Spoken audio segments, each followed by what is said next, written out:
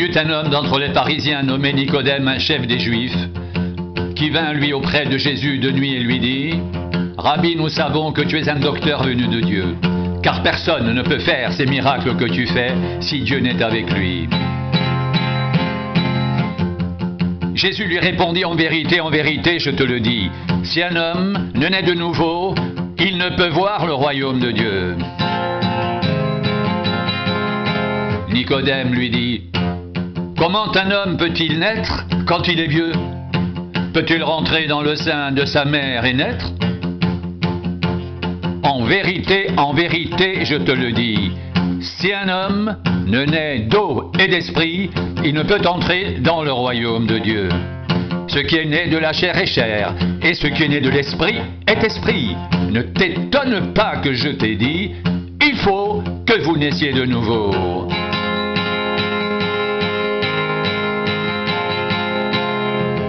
Le vent souffle où il veut,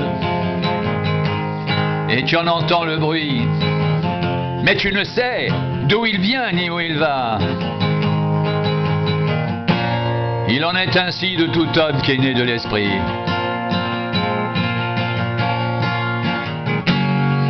Nicodème lui dit : « Comment cela peut-il se faire ? » Jésus lui répondit : « Tu es le docteur d'Israël et tu ne sais pas ces choses ?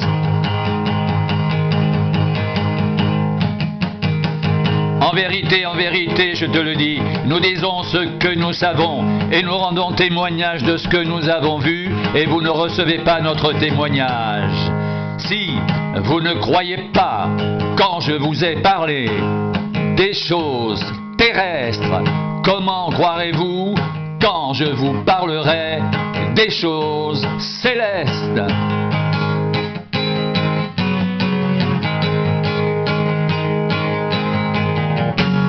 Personne n'est monté au ciel, si ce n'est celui qui est descendu du ciel, le Fils de l'homme qui est dans le ciel. Et comme Moïse éleva le serpent dans le désert, il faut de même que le Fils de l'homme soit élevé, afin que quiconque croit en lui ait la vie éternelle. Car Dieu a tant aimé le monde qu'il a donné son Fils unique, afin que quiconque croit en lui ne périsse point, mais qu'il ait la vie éternelle. Dieu en effet n'a pas envoyé son Fils dans le monde pour qu'il juge le monde, mais pour que le monde soit sauvé par lui. Celui qui croit en lui n'est point jugé, mais celui qui ne croit pas est déjà jugé, parce qu'il n'a pas cru au nom du Fils unique de Dieu. Et ce jugement, c'est que la lumière étant venue dans le monde, les hommes ont préféré les ténèbres à la lumière, parce que leurs œuvres étaient mauvaises. Car quiconque fait le mal est la lumière, et ne vient point à la lumière, de peur que ses œuvres ne soient dévoilées. Mais celui qui agit selon la vérité vient à la lumière, afin que ses œuvres soient manifestées, parce qu'elles sont faites en Dieu.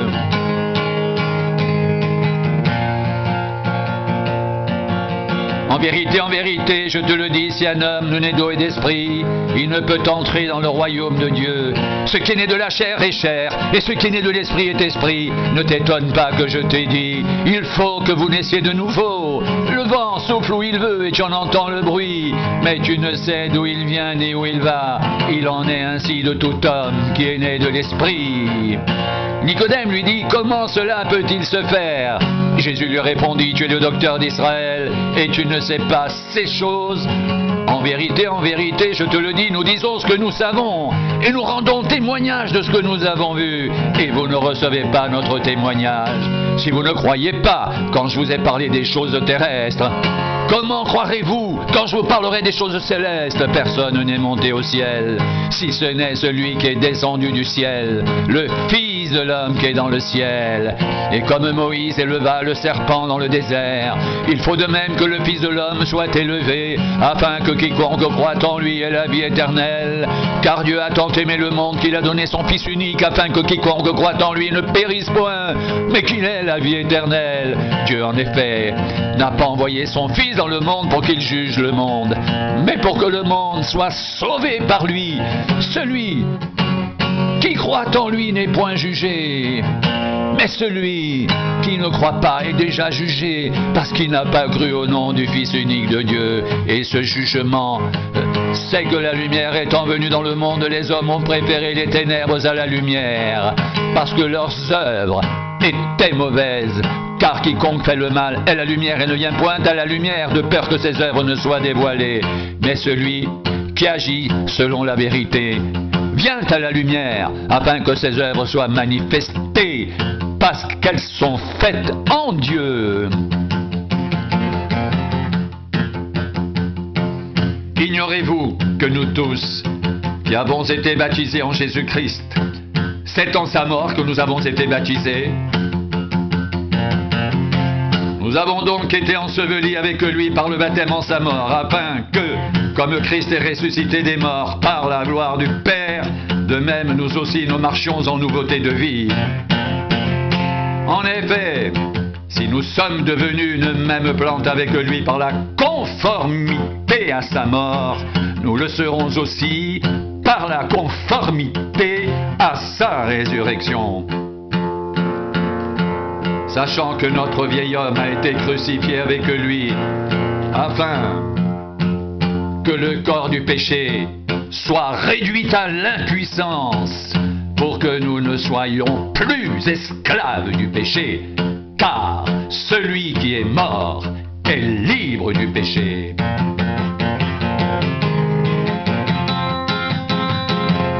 Or, si nous sommes morts avec Christ, nous croyons que nous vivrons aussi avec lui. Sachant que Christ ressuscité des morts ne meurt plus, la mort n'a plus de pouvoir sur lui. Car il est mort, et c'est pour le péché qu'il est mort. Une fois pour toutes, il est revenu à la vie, et c'est pour Dieu qu'il vit. Ainsi vous-même, regardez-vous comme morts au péché, et comme vivants pour Dieu en Jésus-Christ.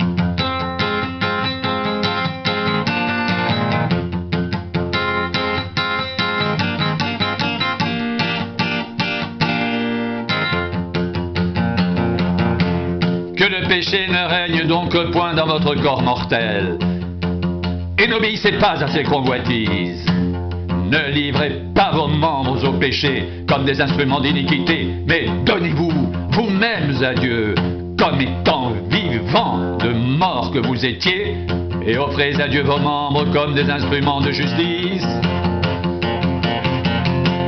Car le péché n'aura point de pouvoir sur nous, puisque vous êtes non sous la loi, mais sous la grâce. Quoi donc? Pécherions-nous parce que nous sommes non sous la loi, mais sous la grâce? Loin de là.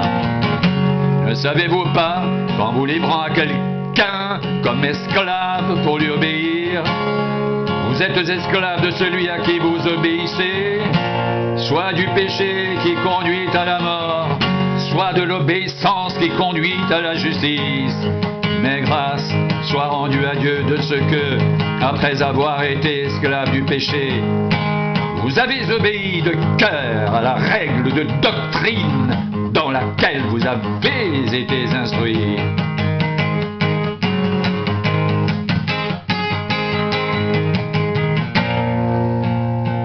Ayant été affranchis du péché, vous êtes devenus esclaves de la justice. Je parle à la manière des hommes à cause de la faiblesse de votre chair. De même donc que vous avez livré vos membres comme esclaves à l'impureté et à l'iniquité, pour arriver à l'iniquité. Ainsi maintenant, livrez vos membres comme esclaves à la justice, pour arriver à la sainteté. Car lorsque vous étiez esclaves du péché, vous étiez libres à l'égard de la justice. Quels fruits portiez-vous alors? Des fruits dont vous rougissez aujourd'hui. Car la fin de ces choses, c'est la mort. Mais maintenant, étant affranchis du péché et devenus esclaves de Dieu, vous avez pour fruit la sainteté et pour fin la vie éternelle. Car le salaire du péché, c'est la mort. Mais le don gratuit de Dieu, c'est la vie éternelle en Jésus-Christ, notre Seigneur.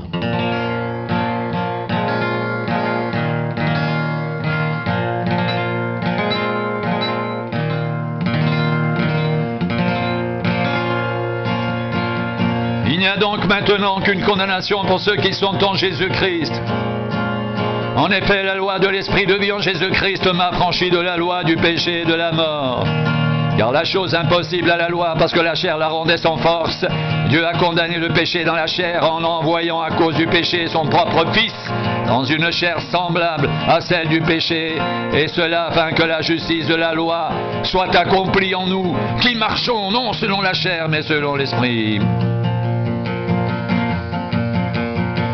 Ceux en effet qui vivent selon la chair s'affectionnent aux choses de la chair, tandis que ceux qui vivent selon l'Esprit s'affectionnent aux choses de l'Esprit. Et l'affection de la chair, c'est la mort, tandis que l'affection de l'Esprit, c'est la vie et la paix. Car l'affection de la chair est une inimitié contre Dieu, parce qu'elle ne se soumet pas à la loi de Dieu et qu'elle ne le peut même pas. Or, ceux qui vivent selon la chair ne sauraient plaire à Dieu.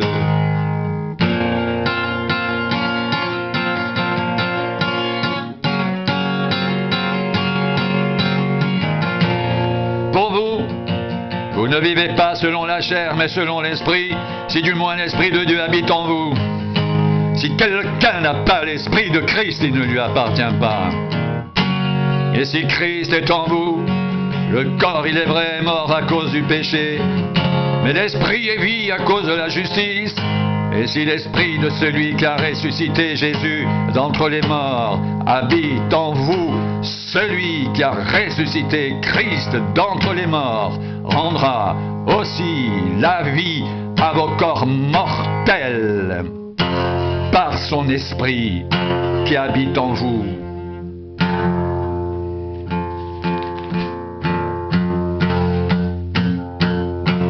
Ainsi donc, frères, nous ne sommes point redevables à la chair pour vivre selon la chair. Si vous vivez selon la chair, vous mourrez. Mais si par l'Esprit vous faites mourir les actions du corps, vous vivrez. Car tous ceux qui sont conduits par l'Esprit de Dieu sont fils de Dieu. Et vous n'avez point reçu un esprit de servitude pour être encore dans la crainte, mais vous avez reçu un esprit d'adoption par lequel nous crions « Abba, Père !» L'Esprit lui-même rend témoignage à notre esprit que nous sommes enfants de Dieu. Or, si nous sommes enfants, nous sommes aussi héritiers. Héritiers de Dieu et co-héritiers de Christ.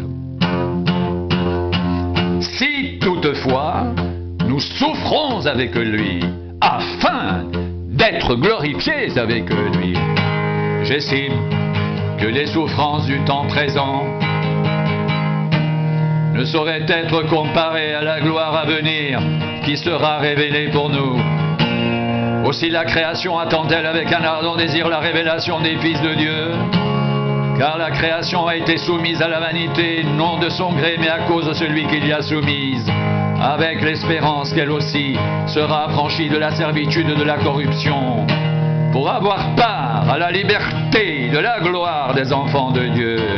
Or, nous savons que jusqu'à ce jour, la création tout entière soupire et souffre les douleurs de l'enfantement, et ce n'est pas elle seulement, mais nous aussi, qui avons les prémices de l'Esprit, nous soupirons en nous-mêmes en attendant l'adoption, la rédemption de notre corps. Car c'est en espérance que nous sommes sauvés. Or, l'espérance qu'on voit n'est plus espérance. Ce qu'on voit, peut-on l'espérer encore? Mais si nous espérons ce que nous ne voyons pas, nous l'attendons avec persévérance.